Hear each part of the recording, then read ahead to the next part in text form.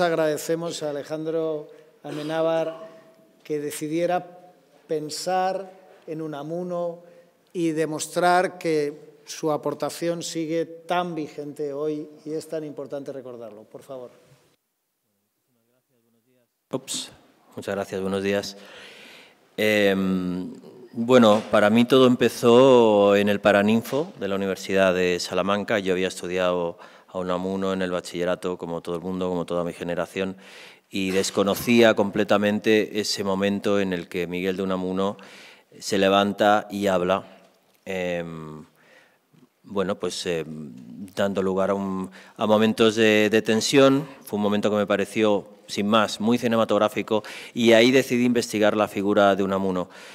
Curiosamente, lo que ha pasado es que a lo largo del proyecto, primero analizando lo que fue el posicionamiento de Unamuno durante el comienzo de la Guerra Civil, y en paralelo el mundo militar y cómo se fue fraguando el poder en España a través de la figura de Franco, me di cuenta que esta no solo era una película sobre Unamuno y sobre su espíritu y su pensamiento, sino una película sobre España. Y de alguna manera volver aquí y estrenar la película aquí me devuelve a quien ha sido el anclaje durante todo ese viaje. El anclaje que he tenido siempre ha sido Miguel. Miguel ha sido la persona que me ha guiado, con quien me he identificado, pues a la hora de tratar un tema tan delicado como este. Y, por supuesto, tengo que agradecer a la ciudad, ayuntamiento, al alcalde, rector, la Casa Unamuno. La ciudad se volcó con nosotros durante el rodaje. Cuando haces una producción, lo que intentas es que luzca lo mejor posible, lo que se llama el valor de producción, llaman los directores de arte, y hemos tenido pues todo tipo de facilidades y sobre todo veías la gente, yo no dejo de acordarme de la gente que nos esperaba al final del rodaje, después de que habíamos paralizado la Plaza Mayor y estaban detrás de las vallas en silencio sepulcral, esperando a que termináramos el rodaje y después aplaudían. Ese entusiasmo no tiene precio. Así que muchísimas gracias y para mí, desde luego, para todos nosotros es un honor volver a Salamanca y volver a Unamuno. Gracias. Querido director Alejandro Amenábar, gracias de todo corazón por escoger Salamanca como plató de cine para rodar esta película, mientras dure la guerra y para celebrar su puesta de largo. Para Salamanca, ambos acontecimientos suponen hitos relevantes que quedarán en nuestra memoria durante mucho tiempo, más allá del interés y de la expectación que han generado.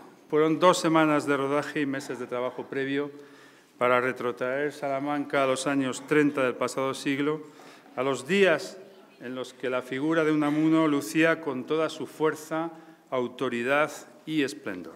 Cada vez que un espectador visualice mientras dure la guerra, se sentirá invitado a visitar Salamanca, a conocerla en persona, a recorrer sus calles y empaparse de su vitalidad.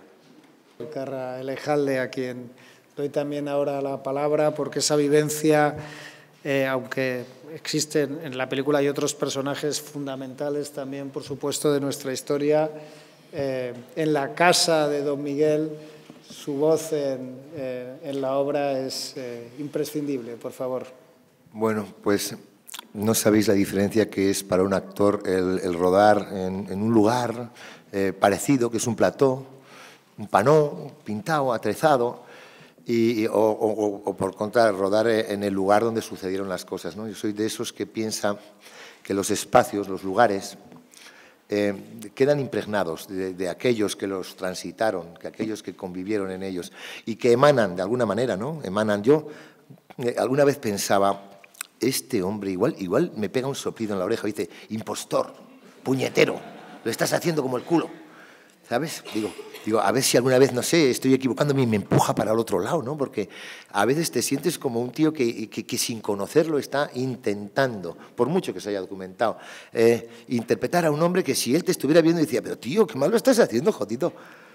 Entonces, no sabéis lo que ayuda el maquillaje, lo que ayuda, pues bueno, incluso el compañero que te da la réplica, ¿no? Todas esas cosas te hacen mejor actor. Sin ellas, sin las consejas del director, que te dirige de una manera muy concreta y muy sucinta, pero también el espacio en el que ruedas, de alguna manera, te da todo. El actor, sobre todo cuando ignora tanto, por mucho que se haya documentado, lo necesita todo, está ansioso de todo. Y a mí los espacios, el espacio de la biblioteca, donde ya veréis en la película que enfadado abro el periódico, y los lugares que a día de hoy estoy volviendo a recordar, creo que contribuyeron y mucho al personaje que con mucho cariño, porque hay familiares de ese personaje, y con un exceso de respeto, si queréis, hasta exceso de reverencia, he intentado interpretar. Espero que haya estado mi trabajo a la altura, y el de todos nosotros, a la altura de lo que ese pedazo de Miguel de Unamuno, ese personaje, se merece.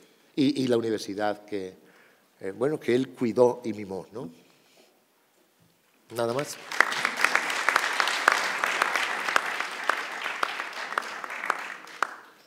Muchas gracias también a Carra Alejalde. Hemos agradecido, reconocido, celebrado.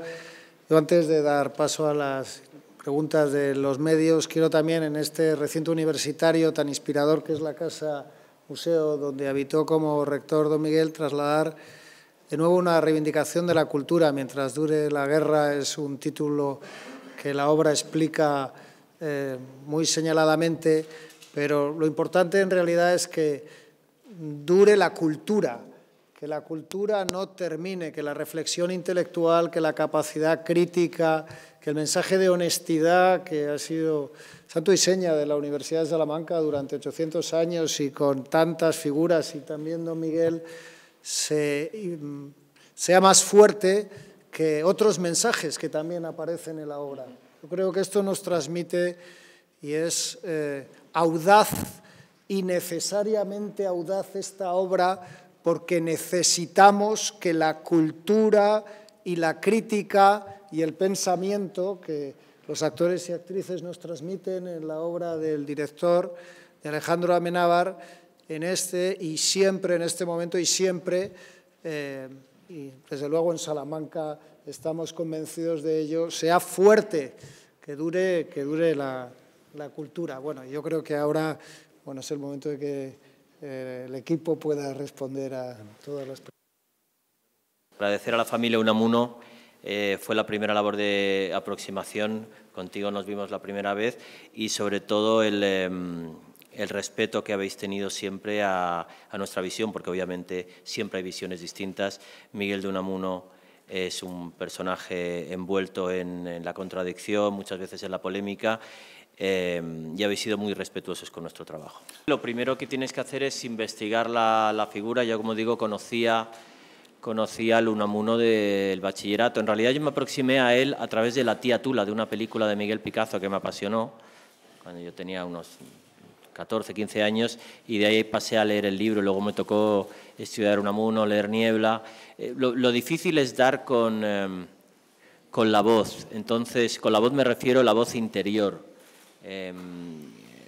La esencia o el espíritu, el alma de ese personaje. Y en ese sentido, pues realmente el Unamuno que aparece en la película, que es el que descubrimos, no es necesariamente el que aparece en los libros de historia, y es el que nosotros por fuerza hemos tenido que imaginar, que es el Unamuno en su torbellino interior, viviendo esos meses en su casa, en Bordadores. Es un Unamuno que llora. No sabemos si lloró, pero yo quería mostrar ese Unamuno e imaginar ese Unamuno en la intimidad y contar todo ese torbellino que finalmente le hizo explotar en el Paraninfo. Nosotros los actores no tenemos la potestad de hacer lo que queramos. Generalmente se nos presenta un guión, se pacta con un director cómo vemos a este hombre, tú te has documentado de una manera, él de otra, y se vuelca el trabajo y se decide por dónde vamos a tirar a este hombre. A mí me interesó mucho más Porque muchas veces emitimos o creemos que emitimos un color y estamos emitiendo el contrario. Leer a Unamuno me decía mucho de él, pero me decía mucho más qué decían de él sus contemporáneos. Eso me ha ayudado mucho para saber que era un hombre a veces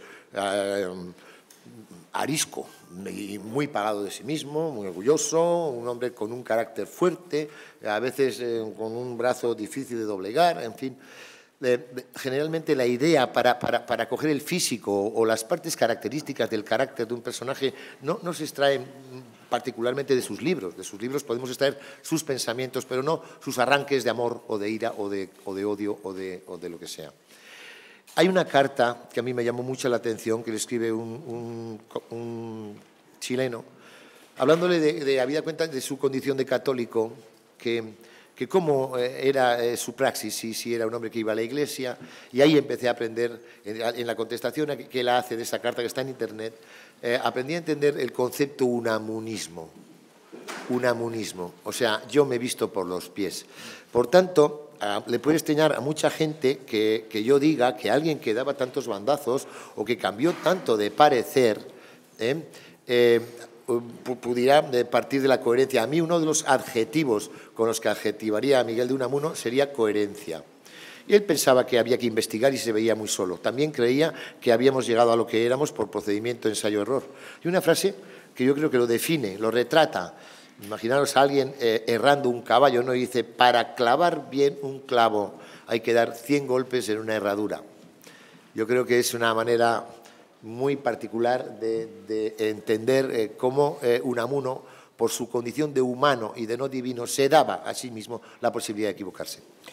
Yo querría añadir respecto a lo de antes, Miguel de Unamuno decía eso de no cambio yo, cambian ustedes. Y en el fondo últimamente me ha dado por pensar que en realidad, en concreto, el periodo que retrata la película no es tanto no trata tanto de los vaivenes ideológicos de Miguel de Unamuno. Miguel de Unamuno, porque es fiel a sí mismo y fundamentalmente es hombre de paz, es el que denuncia los desmanes de la República, se desencanta con la República, cree que el ejército, parte del ejército, va a poner orden, va a restaurar el orden en la República y cuando ve que todo eso es un baño de sangre, entonces lo denuncia. Precisamente porque sus principios no cambian y porque él es un hombre libre y un hombre de paz, es por lo que parece que cambia, pero son los demás los que cambian a su alrededor. Y luego otra cosa que a mí igual me sorprende o me llamó la atención en el discurso de Unamuno, sobre el que tanto se ha hablado y se ha estudiado, lo que dijo, lo que no dijo. Aquí tengo la reproducción de las notas que tomó esa mañana y la mención a Cataluña, País Vasco, el hecho de que él hubiera sido ponente del Estatuto de Cataluña, todo lo que dijo, muchas de las cosas que dijo en aquel día, en el 36, tiene una vigencia enorme en la actualidad. Entonces, eso es lo que lo hace para mí un personaje muy, muy, muy actual. Está también lucha, unidad.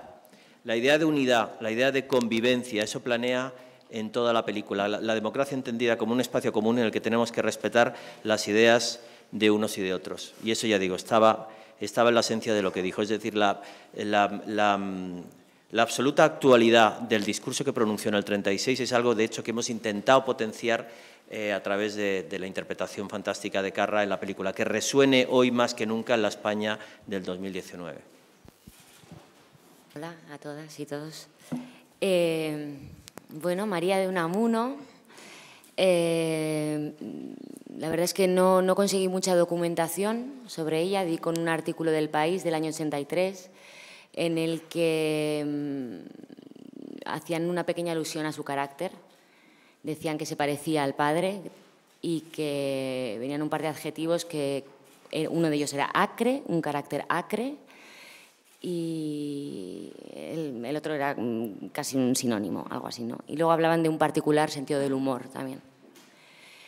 Y realmente esa fue la documentación que pude tener así más directa de ella.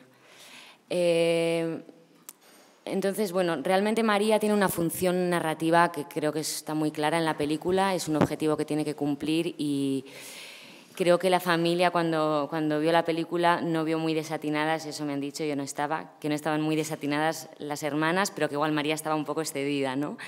Sí. Claro, nos tomamos esa licencia porque narrativamente lo necesitábamos y bueno, yo he trabajado dándome la licencia de imaginar cómo pudo ser la relación con el padre, ¿no? Estudié más la figura del padre de Unamuno. Entonces quise imaginarme que una mujer que había sido profesora de literatura, ¿no? Que cuando murió el padre fue a Nashville y fue profesora allí de literatura.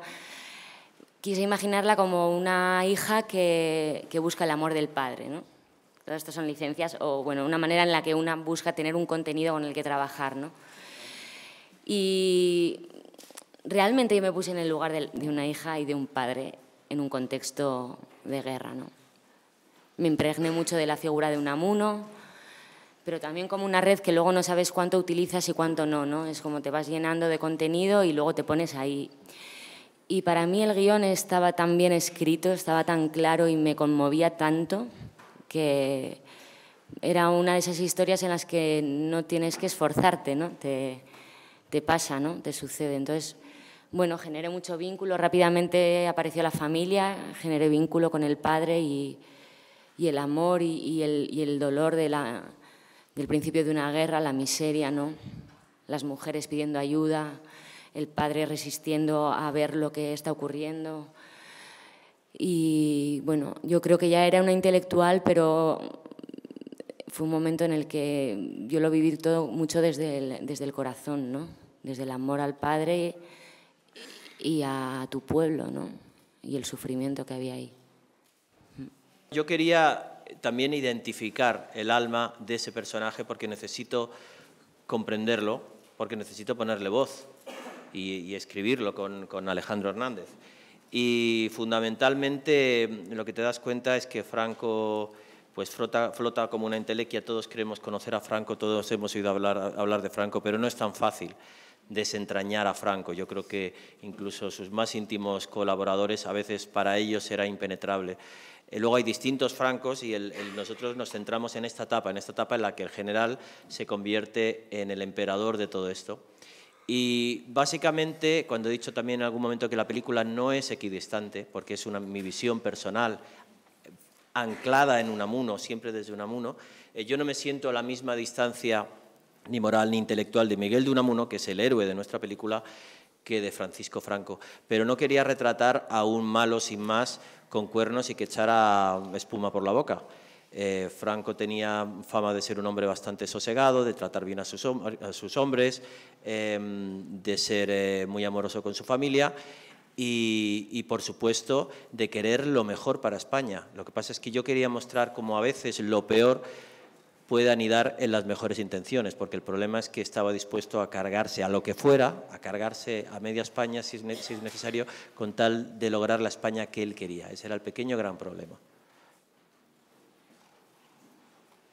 La interpretación que ha hecho Santi Prego, que yo creo que es ejemplar y al que le agradezco muchísimo, no ha renunciado a la apariencia de Franco, ni a la vocecita de Franco, ni a la dicción tan particular de Franco, porque yo creo que eran elementos con los que había que jugar.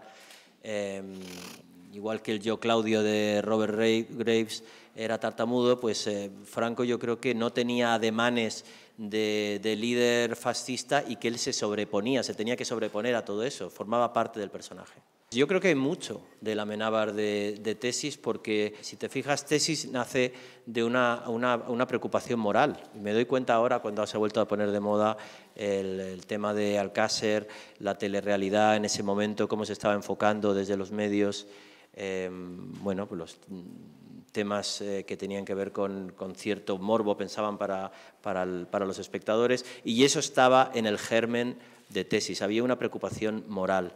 Y creo que la hay igualmente. Obviamente esta es una película que toca mucho más de lleno la política y la realidad española, pero la ilusión y sobre todo las ganas de no aburrir, eso está desde que soy niño. Por cierto, me gustaría aclarar un titular que ha aparecido ahí, que me ha traído algún quebradero de cabeza, porque yo creo que está sacado de contexto. Yo lo que dije en una entrevista es que mi intuición a la hora de financiar esta película es que encontramos muchos problemas para financiarla y tardamos en levantarla, mi productor Fernando Baira y yo, porque Franco era uno de los coprotagonistas y yo creo que eso inspiraba mucho recelo. Y es donde te das cuenta que el fantasma de Franco flota a nuestro alrededor. Pero por supuesto que España dio un vuelco de 180 grados a través de la transición, que es el periodo, por cierto, que a mí me tocó vivir de niño, que fue una transición modélica, como se ha dicho muchas veces, a la que debemos pues, que España, como digo, diera ese giro de 180 grados. ¿Qué es lo que pasa? Que a veces transiciones en las que muchas cosas se opta por la amnistía, se cierra en falso, surgen problemas, se reabren heridas años después. Y lo que sí, desde luego, y esto es antes de la guerra, antes de la dictadura, cosas que estaba diciendo cuando investigas la figura de Miguel de Unamuno, ponente en el Estatuto de Cataluña, dices, si es que esto de que lo que están hablando es de lo que estamos hablando ahora. En ese sentido, tienes la sensación de que estamos hablando de las mismas cosas. Y, por supuesto, la idea de las dos Españas, que está muy presente en la película, que yo quería una secuencia en la que se vieran reflejadas las dos Españas, las de siempre, y dar argumentos sólidos a una y a otra. En ese sentido, cambias 4 nombres, cambias Stalin por Maduro y parece que estamos hablando de lo mismo. Pero, por supuesto, que el país ha cambiado. Menos mal. En la película lo veréis, se habla de Euskadi y de Cataluña, y que en el asunto territorial todavía, yo dije, nos habíamos movido milímetros. Es verdad que ha habido una transición, es verdad que en lo general han cambiado mucho. Pregunta a las mujeres si han cambiado las cosas del 36 ahora, ¿no? Pero se sacó también de contexto, como que decía yo, que en 83 años no había cambiado nada. No en lo tocante a lo territorial, en lo tocante a Euskadi y Cataluña, todavía 83 años después, no hemos sabido buscar una solución al gusto de todos, o no hemos sabido sentarnos a hablar y a ver cómo se puede solucionar ese conflicto. Perdón por la intermisión.